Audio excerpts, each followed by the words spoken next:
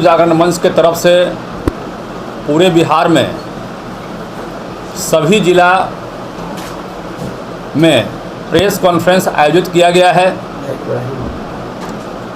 मुख्य मुद्दा है बिहार के साथ पूरे देश में हो रहे धर्मांतरण और कई तरह के जिहाद जो फैलाए जा रहे हैं, धार्मिक उन्माद जो पैदा किया जा रहा है, आज देश के लिए बहुत चिंता का विषय हो गया है। अभी हाल के दिनों में आपने देखा होगा, लखनऊ की घटना के बारे में सुना होगा। जब कोई हिंदू लड़का मुस्लिम लड़की से शादी करती है तो मुस्लिम समाज के लोगों का प्रयास होता है कि उसको किसी तरह से टॉर्चर किया जाए और प्रताड़ित किया जाए। लेकिन ऐसी सैकड़ों घटनाएं आपको मिलेगी बिहार से लेकर पूरे देश में, जिसमें हिंदू धर्म की लड़कियों को अपहरण कर, प्रलोभन देकर, फरेब के जाल में फंसाकर, फॉल्स आइडेंटिटी क्रिएट कर, हर तरह से साजिश कर उसको फंसाकर शादी की जा रही है, निकाह किया जा रहा है और बाद में उसको प्रताड़ित करने का काम हो रहा है। सोनभद्र में अभी हाल ही में एक घटना हुई थी, करीब 6 से 8 महीने पहले की घटना हुई थी और अंत में उस लड़की को इतना प्रताड़ित किया जाता है कि वो सहन से बाहर हो जाता है। हम आप लोगों के माध्यम से ये सवाल जानना चाहते हैं कि जब सभी धर्मों के लोग अपने अपने इष्ट से खुश हैं तो आखिर इस तरह का रैकेट के माध्यम से धर्मांतरण का कार्रवाई क्यों हो रहा है? आखिर क्या कारण है? जब हिंदू धर्म के लोग अपने इष्ट के प्रति खुश हैं, अपने इष्ट से सुखी हैं, मुस्लिम समाज के लोग वो जब अपने इष्ट से खुश हैं तो आखिर क्यों हमारी लड़कियों को, हमारी बहनों को, हमारी महिलाओं को टारगेट किया जा रहा है और टारगेट करके उसको प्रताड़ित करने का काम किया जा रहा है? ये बहुत चिंता का विषय है और पूरे देश में यदि इस तरह का माहौल नहीं रुका तो एक बड़ा आंदोलन होगा और आंदोलन का स्वरूप फिर कंट्रोल में नहीं कोई भी राजनीतिक पार्टी कर पाएगी। अभी हाल में देखा होगा कि पूरा ईसाई समाज रैकेट बनाकर पूरे बिहार में और बिहार से बाहर भी ऐसे कई काम चल रहे हैं जिसमें कि धर्मांतरण का काम वो लोग कर रहे हैं। वारसलीगंज में मैं घटना बताना चाहता हूँ आपको। 125 गांव वारसलीगंज में है, जिसमें 25 गांव में ईसाइयों ने हिंदुओं को धर्मांतरित करने का काम किया है। अभी हाल में गया कि घटना के बारे में आपको जानकारी है? अभी हाल में गया के घटना के बारे में आपको पूर्ण रूप से जानकारी मिली है कि वहाँ रैकेट बनाकर पिछले 2 सालों से हिंदू, खासकर महादलितों को, हम तो उन लोगों से पूछना चाहते हैं जो महादलित के रखवाले हैं, दलितों के रखवाले हैं, आखिर वो क्या कर रहे हैं बिहार में? आखिर वो क्या कर रहे हैं? क्यों अपने आप को कहते हैं कि मैं दलितों का रखवाला हूँ? क्यों कहते हैं अपने आप को कि हम महादलितों के रखवाले हैं? क्यों आप कहते हैं उनसे? क्यों आप उनके प्रति संवेदना जाहिर करते हैं? जब आप उनकी रक्षा नहीं कर सकते हैं, वो धर्मांतरित हो रहे हैं, बौद्ध के जगह पर महादलितों का धर्मांतरण हो रहा है, आज पूरा देश देख रहा है उसको, और आप कहते हैं कि हम उनके रखवाले हैं। उनके साथ आपकी संवेदना है? कैसी संवेदना है? पूर्णिया में वायसी में जो घटना घटी उसमें कोई राजनीतिक पार्टी ने वहाँ पर एक्शन लेने का काम नहीं किया। सबसे पहले हिंदू जागरण मंच ने वहाँ पर दलित परिवारों के साथ अपनी संवेदना जाहिर की और उन परिवारों को पुनर्वास के लिए 15-15 हज़ार चंदा करके उन लोगों को देने का काम किया और उनको बसाने का काम किया। और ये बहुत तकलीफ़ की बात है कि असदुद्दीन ओवैसी साहब के जो विधायक हैं वहाँ पर हम लोगों को टारगेट करके दंगा फैलाने का आरोप लगाए। बहुत दुख और तकलीफ़ की बात है। एक तो उन लोगों ने उनको प्रताड़ना देकर छोड़ दिया और दूसरा जब हम लोगों ने वहाँ जाकर उनको संतावना और उनको पुनर्वास की व्यवस्था की तो हम लोगों को टारगेट किया गया। बाद में भाजपा के कुछ वरिष्ठ नेताओं ने भी वहाँ पर जाकर उन चीज़ों को देखा और समझने का प्रयास किया। आज देश में जिस तरह से जिहाद फैलाने का काम हो रहा है, ये बहुत चिंता का विषय है। हम आप लोगों के माध्यम से हम पूरे बिहार की जनता को, पूरे बिहार के लोगों को आगाह करना चाहते हैं कि आप इन फरेबों से बचें। ऐसी कई घटनाएं हैं, ऐसी सैकड़ों घटनाएं हैं। उन घटनाओं में हिंदू लड़कियों को टारगेट किया जाता है, निकाह किया जाता है, बाद में उसको प्रताड़ित करने का काम किया जाता है। अभी तारा सहदेव का मामला शांत नहीं हुआ है। नेशनल शूटर होने के बावजूद उसको प्रेम जाल में फंसाकर झारखंड में आपने देखा होगा, सारे राष्ट्रीय अखबारों ने, सारे राष्ट्रीय चैनलों ने उसको दिखाया था तारा सहदेव के मामला को। तारा सहदेव के मामले में उससे फरेब से प्रलोभन देकर शादी किया गया, निकाह किया गया और बाद में उसको इतना प्रताड़ना दी गई, कई दिनों तक खाना नहीं दिया गया। ये मामला संज्ञान में आया था और किसी तरह से उसको बचाया जा सका। हम लोगों ने काफ़ी प्रयास किया था और प्रयास का नतीजा है कि आज वो परिवार सुरक्षित है। तो हम चाहते हैं कि इस तरह के कुकर्मों पर और ऐसी विकृत मानसिकताओं पर लगाम लगे। अभी हाल ही में एटीएस ने लखनऊ में जो घटना घटी थी उसके बारे में उजागर किया है। मूक और बधिरों को टारगेट कर मानव बम बनाने का काम किया जा रहा है। मूक और बधिरों को, हिंदुओं को टारगेट कर उसको मानव बम बनाने का काम किया जा रहा है।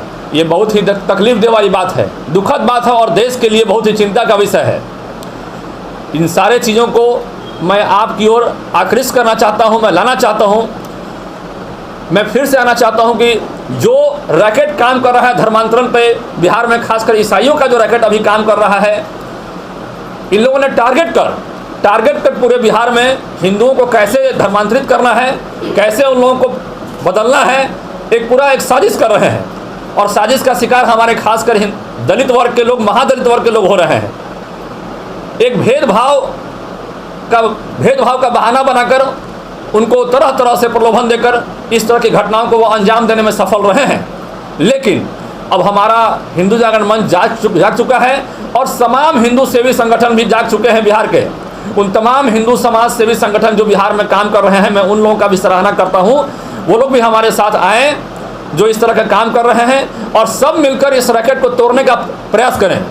और मैं उन नेताओं से कहना चाहता हूँ जो अपने आप को दलितों का और महादलितों का हितैषी बन रहे हैं, जो ये कहते हुए नहीं थकते हैं कि हम महादलित का हितैषी हैं, सोशल इंजीनियरिंग की बात करते हैं। मैं उन लोगों को पूछना चाहता हूं कि आप लोग क्या कर रहे हैं। जब सरकार ने भोजन की व्यवस्था की है, आवास की व्यवस्था की है, पढ़ाई की व्यवस्था की है, जब सारी व्यवस्थाओं को कर दिया है और आपने उन लोगों तक पहुंचाया क्यों नहीं उसको। मैं आपसे जानना चाहता हूं, यदि आप ये सारी व्यवस्थाएं उन तक नहीं पहुंचा सकते हैं और उन व्यवस्थाओं के नहीं पहुंचने के कारण यदि वो अपने आप को किसी के प्रलोभन में फंसाकर कहीं दूसरी ओर जा रहे हैं, तो इसमें कहीं न कहीं दोषी आप भी हैं।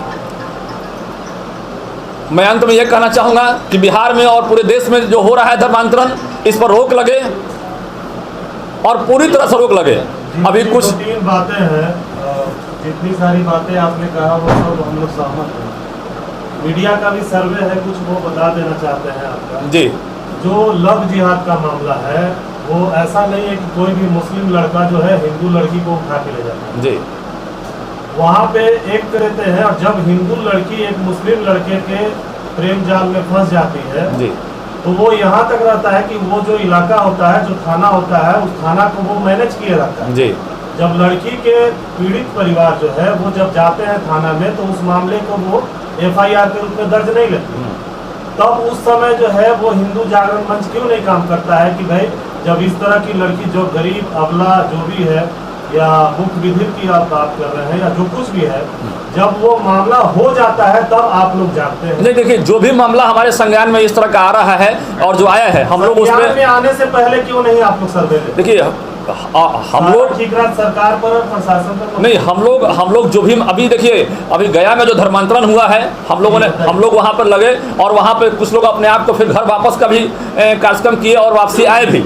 तो आखिर कहीं न कहीं उनको गया में जो मामला हुआ था वो थाने के चक्कर लगाते लगाते उसकी माँ, मौसी, बड़ी बहन, चाची, उसके और भी परिवार लोग जो है थाने के चक्कर लगा लगा के थक गए। ये ऐसी घटना होने वाली है हमारी बेटी के साथ और जब घटना घट गई तब आप लोग वहाँ पहुँचते हैं। देखिए जब भी मामला हम लोग के संज्ञान में इस तरह का आता है तो हम लोग उस पर एक्शन लेने का काम करते हैं और लगातार हम लोग एक्शन लेते रहे हैं। और गया में जब घटना हमारे संज्ञान में आया तो हमारे लोगों ने, हमारे कार्यकर्ताओं ने, हम लोगों ने, सब लोग मिलकर वहाँ पर इस घटना का संज्ञान लिया और वहाँ पर उन लोगों को फैसिलिटेट करने का लगातार हम लोग काम कर रहे हैं जो लोग प्रभावित हैं और जिन लोगों को तकलीफ हुआ है उनको तकलीफ को दूर करने का प्रयास कर रहे हैं। सर, शादी है तो इसके पीछे मकसद क्या है? देखिए, इस साजिश के पीछे एक मकसद है कि धार्मिक उन्माद फैलाना। उनका सीधा मकसद है, उन जिहादियों का सीधा मकसद है कि धार्मिक उन्माद कैसे फैलाया जाए और धार्मिक उन्माद फैलाकर कैसे लोगों को विखंडित किया, समाज को कैसे विखंडित किया जाए, ये उनका मूल मकसद है। धर्मांतरण के पीछे, लव जिहाद के पीछे उनका मूल मकसद है कि समाज को कैसे तोड़ा जाए, कैसे भारत को विखंडित किया जाए। मैं अभी आपको एक बात बताना चाहता हूँ। बंगाल चुनाव प्रचार के क्रम में मैं कुछ दिन वहाँ था। मैंने देखा कि वहाँ पर इस तरह से हिंदुओं को टारगेट किया जाता है अन्य समाज के द्वारा, मुस्लिम समाज के द्वारा, जैसे वो इस देश के नागरिक ही नहीं है, जैसे वो इस देश के नागरिक ही नहीं। हिंदू समाज के लोग वहाँ पर उस सोसाइटी में जब जाते हैं, कोई कार्यक्रम करते हैं, तो वहाँ पर इस तरह की प्रताड़ना झेलनी पड़ती है। मैं उसका खुद गवाह रहा हूँ। ऐसा लगता है जैसे मैं इस देश का नागरिक ही नहीं हूँ। तो इस तरह की व्यवस्था पैदा करने में कहीं ना कहीं पिछली सरकारों का भी दोष है और इस तरह की व्यवस्था धीरे धीरे पैदा हो गया है। अब हम लोग चाहते हैं कि ये व्यवस्था खत्म हो और जिस तरह से विद्वेष फैलाया जा रहा है, अखंडता को तोड़ने का प्रयास किया जा रहा है देश में, वो अखंडता नहीं टूटे और हम लोग अखंड भारत का जो सपना देखते थे, भारत को जो विश्व गुरु बनाने का सपना देखते थे, हम लोग आज भी वो सपना देखें और हम लोग इसको ऊपर ले जाएं। हम लोग सवाल और है जीवन जी, बताइए जी। बिहार के कई सारे ऐसे ग्रामीण इलाके हैं जो पूरा का पूरा गांव जो है वो ईसाई कल्चर अपना ले रहा है। इसके पीछे थोड़ा सा एक बैक में ले जाना चाहते हैं कि जो ईसाई लॉबी है वो पूरे गांव में जो है वो अपना एक, वो क्या कहते हैं उसको, अपने धर्म को फोकस करता है, लोगों को लोक लुभावन जो है वो लालच देता है। वो एक लॉबी काम करती है। उसके बाद एक जो उनका एक प्रोपगंडा कायम होता है कि पूरा का पूरा गांव को जो है ईसाई बना दो। अभी आपने ईसाई धर्म की चर्चा की, उसके पीछे क्या वजह है और उसमें जो है हिंदू जागरण मंच क्या काम? देखिए, मैं एक बात बताना चाहता हूँ, शायद मीडिया में बहुत लोग यहाँ पर हैं, मालूम नहीं होगा, लेकिन एक बहुत बड़ी बात आप भी अपने संज्ञान में ले लें। शायद इससे पहले वो संज्ञान में आपके नहीं आया होगा, मैं दावे के साथ कह सकता हूँ। पूरे देश में ईसाइयों का एक रैकेट काम कर रहा है। मैं बता रहा हूँ कि अंग्रेजों के ज़माने के समय जितने ज़मीनें जो हैं उनको लीज पर दी गई थी, अंग्रेजों के ज़माने के समय ईसाइयों को जितने ज़मीनें चर्च के लिए लीज पर दी गई थी, अब उनका लीज समाप्त हो गया पूरे देश में। करीब 100 वर्ष का उनका जो कार्यक्रम था वो पूरा हो चुका है, लीज समाप्त हो चुका है। मैं बताना चाहता हूं कि उस लीज समाप्ति के बाद वो आनंद फानन में उन ज़मीनों को बेचना चाहते हैं ताकि वो किसी तरह से पैसा का उपार्जन कर सकें, और उस पैसे का वो लोग चूँकि सही उपयोग नहीं कर रहे हैं, दुरुपयोग कर रहे हैं। उस पैसे का मालिक देखा जाए तो उस पैसे का मालिक वो है ही नहीं, लेकिन आनंद फानन में गलत तरीके से वो पैसा उपार्जन कर रहे हैं।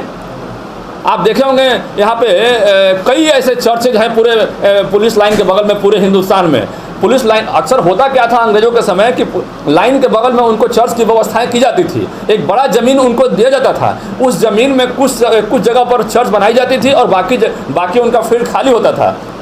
और वो आज ज़मीन जो है, जो उनका है ही नहीं, उन ज़मीनों को बेच कर अकूत पैसा वो कमाने का काम कर रहे हैं, जो आपके मैं संज्ञान में लाना चाह रहा हूँ। और उन अकूत पैसों से वो रैकेट बनाकर धर्मांतरण का काम कर रहे हैं। आने वाले दिनों में हिंदू जागरण मंच का क्या आने वाले दिनों में उस पर भी हम अटैक करेंगे, उनके रैकेट पर हम अटैक करेंगे। और जिस तरह से गलत तरीके से वो अकूत पैसा कमाने का गलत तरीका अपनाए हैं और उसके बाद ईसाइयों का, जो हिंदुओं को ईसाई में परिवर्तन करने का काम कर रहे हैं, पूरी तरह से हम लोग पूरे देश में आंदोलन करके उसको रोक लगाने का काम करेंगे। अंतर धार्मिक विवाह के लिए सरकार भी पैसे देती है करने वालों को, क्या मानते सरकार भी तब जिहाद को दे रही है? देखिए, पिछली सरकारों के बारे में आप लोग अच्छी तरह जानते हैं, लेकिन वर्तमान सरकार, हम मानते हैं कि वर्तमान सरकार में कई जगह आपने देखा कि अंतर धार्मिक कानून पर लव जिहाद कानून बनाया गया। हिमाचल ने पहली बार एक्शन लिया, आपने देखा कि मध्य प्रदेश ने एक्शन लिया, आपने देखा कि उत्तर प्रदेश ने एक्शन लिया। तो एक्शन हो रहे हैं। इस सरकार में धर्मांतरण को रोकने का काम हो रहा है। लव जिहाद को, जो जिहादी मानसिकता के लोग हैं, जो विकृत मानसिकता के लोग हैं, उसको तोड़ने का काम हो रहा है और उसको टारगेट किया जा रहा है। बिहार में भी हम सरकार से मांग करते हैं कि बिहार में भी लव जिहाद कानून बनाया जाए और जल्द से जल्द यहाँ पर अंतर धार्मिक कानून बनाकर यहाँ के लोगों को सुरक्षा दी जाए। संविधान में धार्मिक स्वतंत्रता का अधिकार है, हर कोई अपनी मर्जी से धर्म को चुन सकता है। जी, तो क्या चाहते हैं, संशोधन किया जाए उसमें? नहीं, देखिए, धार्मिक स्वतंत्रता की अधिकार है, आपने सही कहा, लेकिन मैं एक बात बताना चाहता हूं कि यहाँ 95 से 98% आप केस देख लीजिए फॉल्स आइडेंटिटी क्रिएट कर।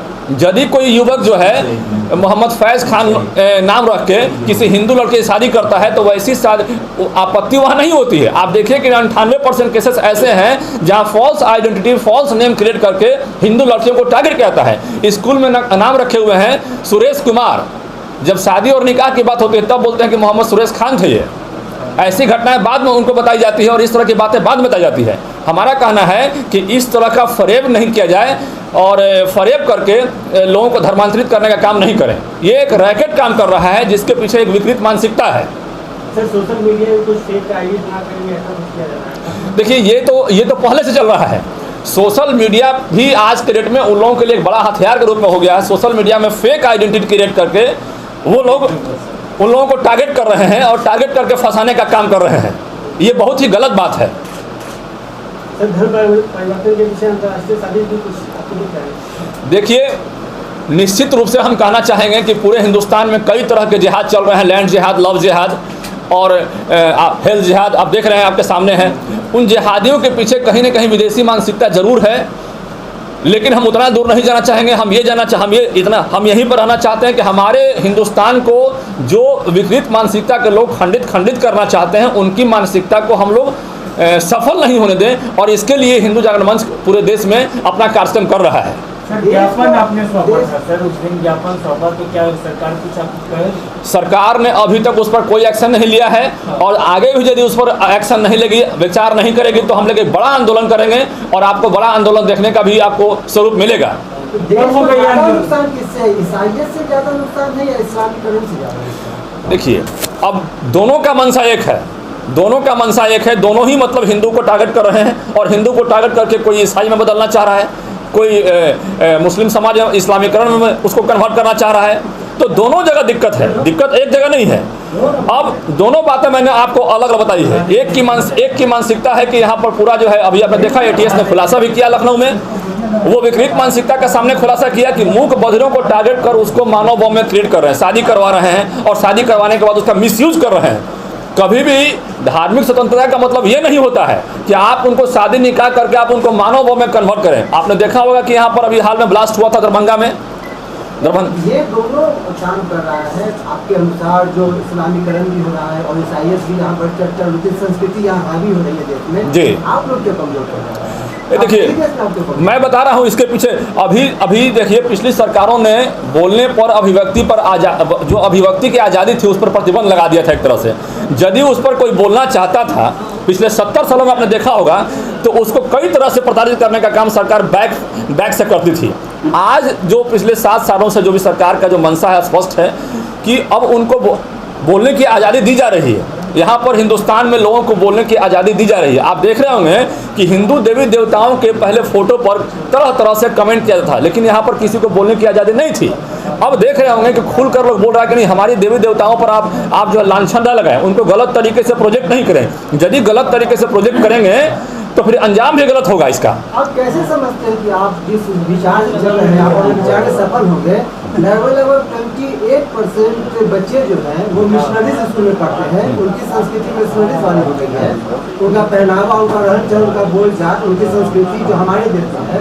28% बच्चे मिशनरी स्कूल में पढ़ते हैं, ठीक है।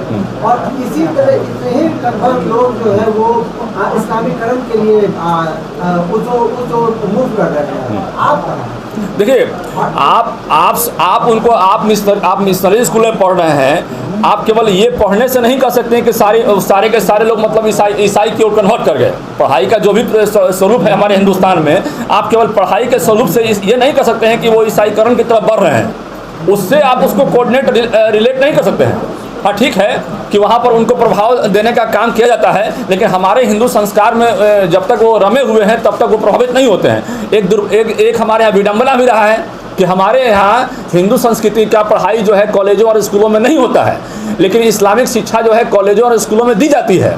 तो ये पिछली सरकारों ने ऐसी व्यवस्था की थी और इसके कारण जो है देश में जो है जब हमारी संस्कृति और हमारे वैदिक शिक्षा की पढ़ाई हमारे स्कूलों में नहीं होती है, हमारे ग्रंथों की पढ़ाई हमारे स्कूलों में नहीं होती है, कॉलेजों में नहीं होती है, तो हमारे बच्चे पर कहीं ना कहीं उसका असर पड़ा है। एक सर्वे में सामने आया है कि जितना ईसाइयत जो मानसिकता जो संस्कृति है पिछले 7 साल में अपने देश में हावी हुई है, पिछले 70 साल में उतना हावी नहीं हुआ था। पिछले 7 साल में जो ईसाइयत संस्कृति है अपने देश में कुछ हद तक हावी हो चुकी है। पहनावा हो, खान पान हो, बोल चाल हो, रहन सहन का तरीका हो, तो नहीं देखिए, ये आपका सर्वे जो भी सर्वे एजेंसी है हम उसको नहीं, ये गवर्नमेंट का सर्वे को हम नहीं मानते, हमारा ये मंच हमारा नहीं मानता कि इस तरह का ईसाइयत मतलब जो है पिछले 7 सालों में हावी हुआ है, हम इसको नहीं मानते हैं। बिल्कुल हम इसका खंडन करते हैं कि पिछले 7 सालों में, हाँ पिछले 7 सालों में हमको बोलने की आज़ादी मिली है और हम इस पर बोल पा रहे हैं कि ये हो रहा है। पहले क्या था कि लोग इस पर बोल नहीं पाते थे और जो लोग बोलने का प्रयास करते थे उस पर कई तरह के प्रताड़ना का केस होता था। तो अब लोग बोल रहे हैं। पहले बोलने की अभिव्यक्ति पर मतलब फंडामेंटल राइट्स पर कहा जाए तो पाबंदी थी। आप नहीं देखते हैं समाज में, बाजार में जो पहनावा है, जो खान पान है, जो रहन सहन का तरीका है, ईसाइयत संस्कृति। देखिए, पहनने केवल पहनावा से आप ये नहीं कर सकते हैं कि वो ईसाइयत को अपना लिए हैं।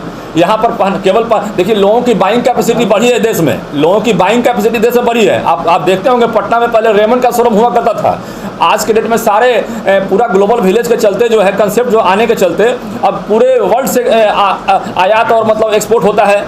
तो उसके कारण जो है सभी तरह के ब्रांड से कपड़े आ रहे हैं। आप इसको उससे रिलेट नहीं कर सकते हैं कि कोई कपड़ा पहनने से वो कल्चर उनका बदल गया, ठीक है, लेकिन फिर भी हम अपनी संस्कृति को बचा कर रखने का पूरा प्रयास कर रहे हैं। और निश्चित रूप से पिछले 7 सालों में जो हमको आज़ादी मिली है बोलने का, हम ये समझ रहे हैं कि धीरे धीरे एक ऐसा स्थिति बन जाएगा कि हमारे लोग अपने आप को सुरक्षित कर पाने में सफल होंगे। और जो ईसाइयों का जो रैकेट चल रहा है, लव जिहाद का जो रैकेट चल रहा है, इस रैकेट को भी तोड़ने में हमें कामयाबी मिलेगी।